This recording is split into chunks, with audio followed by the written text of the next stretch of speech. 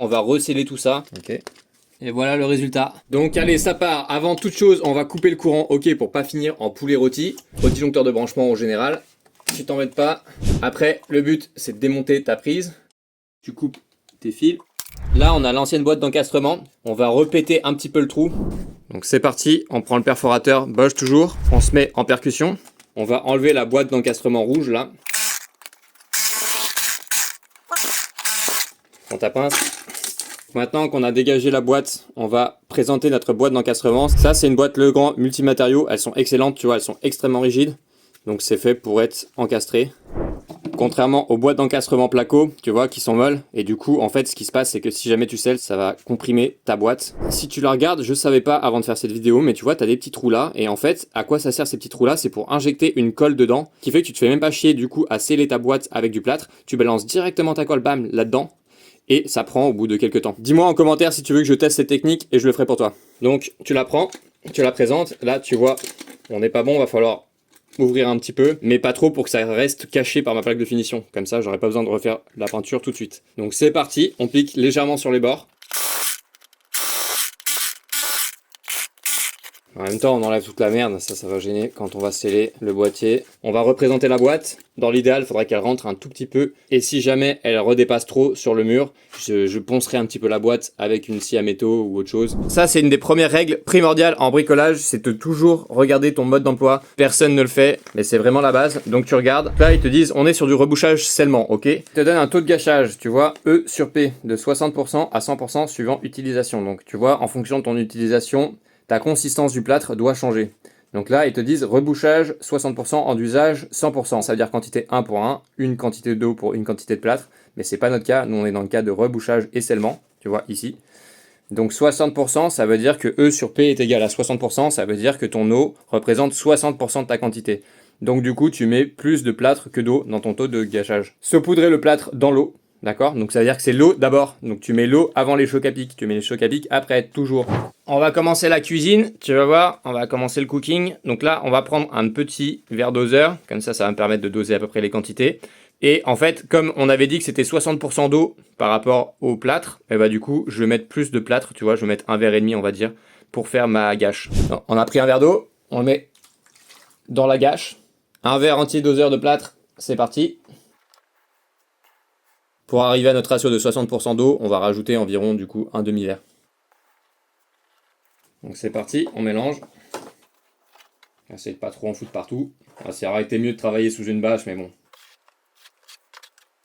Comme dans la cuisine, tu as une notion d'étape à faire, tu vois, normalement, cette gâche, j'aurais dû la faire avant de reboucher mon trou. Mais bon, là, pour te montrer, je l'ai fait après. Tu la prépares en amont, comme ça, elle commence à prendre. Toi, tu fais tes étapes si tu sais que ça prend pas plus de 5 minutes, parce que sinon, après, ton plâtre va prendre et ça sera mort. Si jamais ton maître de stage t'insulte parce que t'as foutu en l'air une gâche, tu peux gentiment lui dire d'aller se faire en...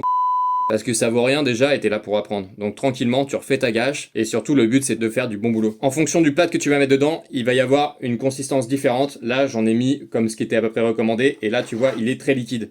Moi, j'ai tendance à le faire beaucoup plus dur le plâtre parce que ça sèche plus vite et parce que je suis impatient. Comme en cuisine, j'ai déjà envie que ça soit prêt, envie de bouffer mon plat avant qu'il soit prêt, mais c'est pas trop comme ça que ça marche. Si tu veux faire un bon plat, tu dois prendre ton temps. C'est pareil avec le plâtre. Bon, plus facile à dire qu'à faire, je te l'accorde. Donc faut éviter de le triturer. Plus tu vas le triturer et plus ça va le faire sécher vite. Là, vu que j'ai mis pas mal d'eau, tu vois qu'il est vraiment liquide, à mon avis, on va être bon. Ah, je vais remettre légèrement parce que pour moi, il y a un petit peu trop de flotte.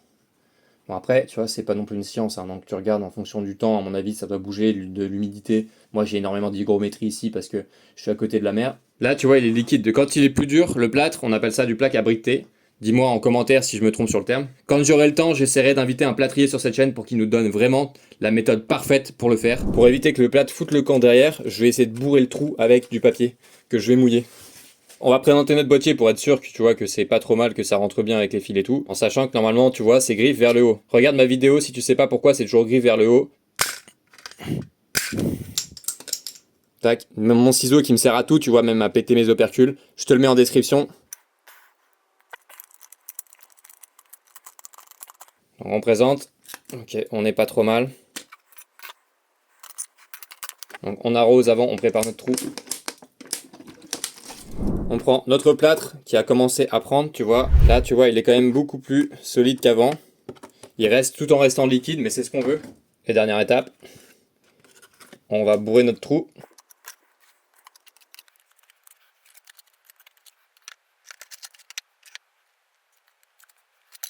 Ce que je fais moi, c'est que je mets ma gâche juste en dessous du trou, tu vois, comme ça, au cas où ça tombe, ça retombe dans la gâche et je perds pas trop de matière.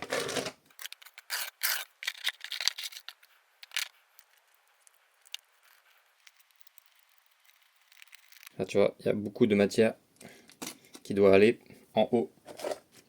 On va essayer de le bourrer par le haut. Bon, ça dégueule un peu, c'est pas grave. On enfonce bien au maximum notre boîte d'encastrement pour pas que ça déborde trop du mur. Donc là, on est pas mal. Bon, j'ai fait un peu un carnage sur le côté, mais c'est pas grave. On va balancer un coup d'éponge.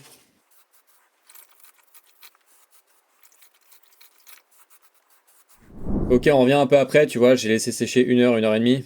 Le plâtre est assez dur. Donc on enlève toutes les merdes qui vont nous gêner pour mettre notre prise. By the way, je te ferai une vidéo sur les gants. En électricité, c'est super important, je te dirai pourquoi, mais abonne-toi bien pour suivre ces informations-là.